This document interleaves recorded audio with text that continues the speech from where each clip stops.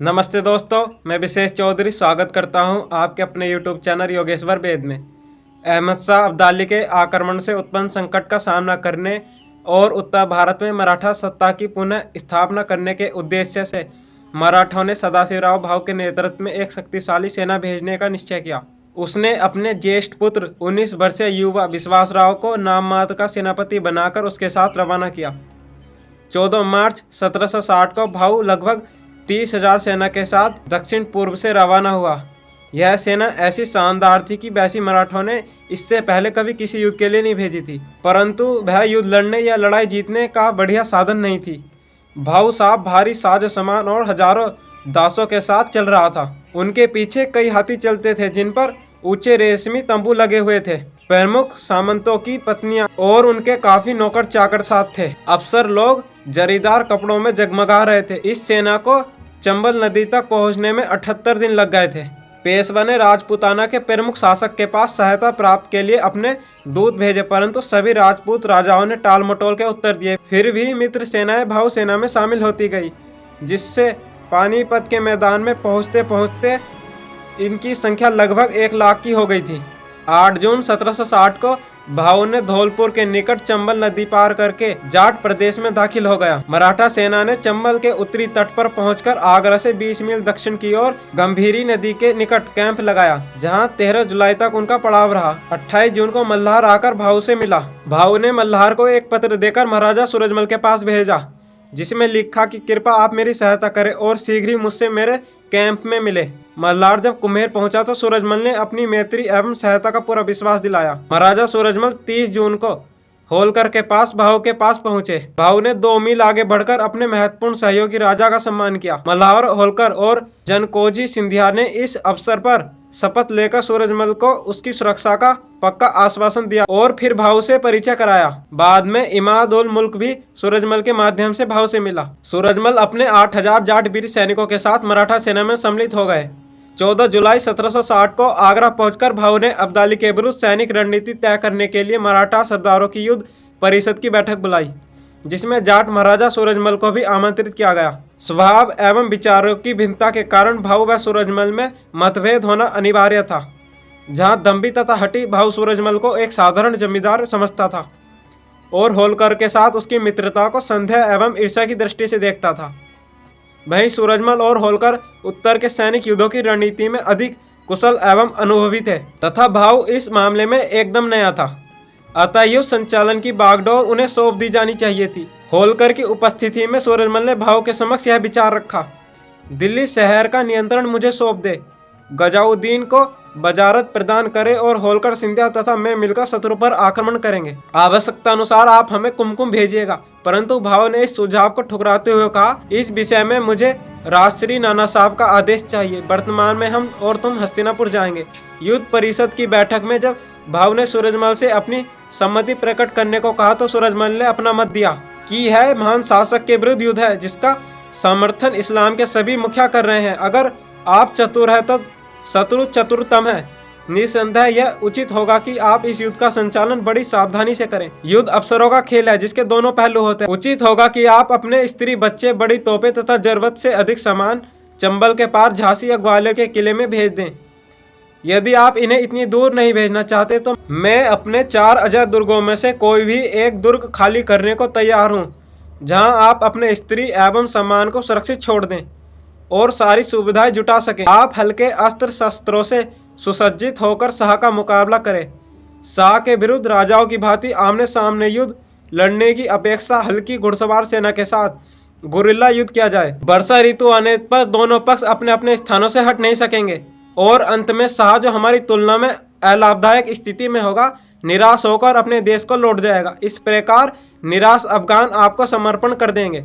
एक डिवीजन लाहौर की तरफ और दूसरी डिवीजन पूरब की ओर भेजी जाए, जो इन प्रदेशों पर आक्रमण करके दुरानी सेना की भेजे जाने वाली अनाज की रसद को काट दे। मेरी सेना के साथ आपके निर्देश में मैं इंतजार करूंगा, क्योंकि मेरा प्रदेश शत्रु की लूटमार से मुक्त होगा, इसलिए वहां से रसद आसानी से पहुंच सकेगी। सभी मराठा सरदारों ने सूरजमल की इस सलाह से सहमति व्यक्त करते हुए कहा, हम स्वयं छापामार योद्धा हैं, इसलिए इस प्रकार की लड़ाई से हमारे ऊपर कोई कलंक नहीं आता। हमारा कौशल तो शत्रु पर छापा मारकर भाग जाने में ही है। यदि शत्रु को कौशल से जीता जा सकता है तो विकट स्थिति में फंसना और स्वयं विनाश के मुंह में कूदना कोई बुद्धिमत्ता नहीं है।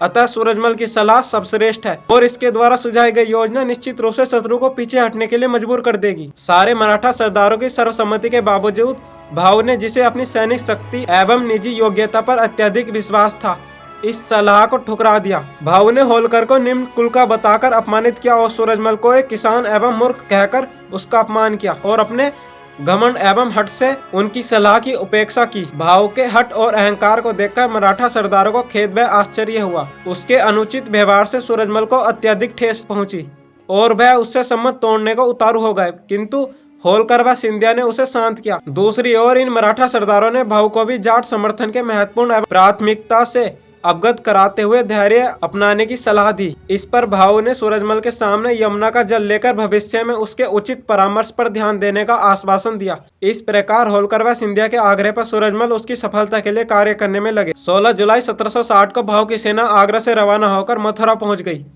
मथुरा से भाऊ ने सूरजमल, इमाद, होलकर, सिंधिया और बलवंत महन उले के नेतृत्व में अग्रिम सेना दिल्ली पर अधिकार करने के लिए भेज दी। 23 जुलाई को इस सेना ने राजधानी पर अधिकार कर लिया। किले के स्वामी याकूब अली खां की सहायतार्थ अब्दाली ने अनेक सैनिक दल भेजे, किंतु सभी विफल रहे। 29 जुलाई को भाऊ भी दिल्ली पहुंच गया। निराश याबुक अली ने संधि की याचना की। भाऊ ने उसे अपने स्वामी अब्दाली के पास यमुना पार कर जाने की अनुमति दे दी। इस प्रकार 2 अगस्त 1760 ईस्वी को दिल्ली के किले पर मराठा सेना का अधिकार हो गया। मराठा और इमाद ने दिल्ली को खूब लूटा। उनके हाथ लूट का माल इतना लगा कि इनमें से कोई गरीब नहीं रहा। इमाद गजाउद्दीन को फिर वजीर बना दिया गया और उसे मुही उल मित्तल की शाहजहां तृतीय की उपाधि देकर राज सिंहासन पर बैठा दिया गया। भाऊ ने ऐलान कर दिया कि वह इमाद को नया वजीर नहीं मानेगा। उसने नारो शंकर को वजीर बना दिया। यह बात सूरजमल को सहन न थी। वह इमाद को वजीर पद पर बनाए रखना चाहते थे, इसलिए भाऊ को सूरजमल, होलकर व सिंधिया ने बहुत समझाया, परंतु वह नहीं माना। कहावत है, विनाश काले विपरीत बुद्धि, यह भाऊ पर पूरी तरह फिट बैठती थी। दुर्ग पर अधिकार हो जाने के बाद भाऊ ने शाही महलों की लूट के समय दीवाने आम की चांदी छत तोड़वाने के लिए विचार होलकर, सिंधिया व सूरजमल के सामने रखा। इसका कारण यह था कि भाऊ दक्षिण से 2 करोड़ रुपए लेकर आया था, जो समाप्त हो चुके थे और सेना का वेतन चुकाने के लिए उसे धन की आवश्यकता थी। किंतु सूरजमल ने इससे असहमति प्रकट की। इसकी वजह यह थी कि दिल्ली को जाटों ने कई बार जीता था और दिल्ली पर अपना अधिकार समझते थे, इसलिए सूरजमल भाऊ को 5 लाख रुपए देने को तैयार हुए। भाऊ ने इस परामर्श पर कोई ध्यान नहीं देते हुए 6 अगस्त को चांदी की यह छत तोड़वा डाली, जिसको गलाने से 9-10 लाख रुपए मिले। सूरजमल ने भाऊ के पास जाकर कहा, भाऊ साहब, जब भी मैं किसी विषय पर प्रार्थना करता हूं तो आप उससे असहमति प्रकट करते हैं और उसे ठुकरा देते हैं। हम अपने दिल से आपको हिंदू मानते हैं। क्या आप यमुना जल का इतना भी आदर नहीं करते हो, जिसे आपने अपने हाथों में लेकर मेरे परामर्श पर उचित विचार करने का वचन दिया था?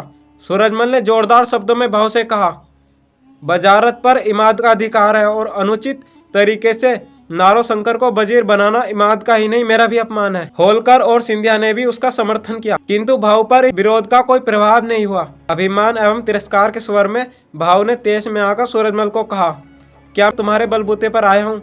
मेरी मर्जी होगी करूँगा। तुम चाहो तो यहाँ रहो या घर जाओ। अब्दाली को परास्त करके मैं तुम्हें भी देख लूंगा। अब अपमानित सूरजमल सभा से उठकर चले गए। इसके बाद मराठा डेरे में सूरजमल की स्थिति बहुत संकटप्रद हो गई थी।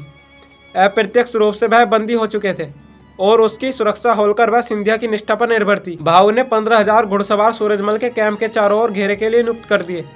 भाऊ ने सूरजमल को बंदी बनाने और उसके डेरे को लूटने के लिए गुप्त योजना बना ली थी, जिसका भेद होलकर व सिंधिया को था। इन दोनों मराठा सरदारों ने सूरजमल की सुरक्षा की शपथ ली थी, अतः उन्होंने अपनी प्रतिज्ञा निभाते हुए जाट वकील रूपराम कटारिया को बुलाकर सारी स्थिति समझाकर सूरजमल को उसी रात चुपचाप मराठा डेरों से निकल जाने की सलाह दी। रूपराम की सलाह से 3 पहर बीत जाने पर जाटों ने चुपचाप अपने तंबुओं को उखाड़कर सामान बांधा और होलकर व सिंधिया की सहायता से सूरजमल अपनी जाट सेना के साथ बदरपुर अपने डेरे से रवाना होकर शीघ्रता से कूच किया। प्रातःकाल होते होते सुरक्षित बल्लभगढ़ के अपनी शक्तिशाली दुर्ग में पहुंच गए।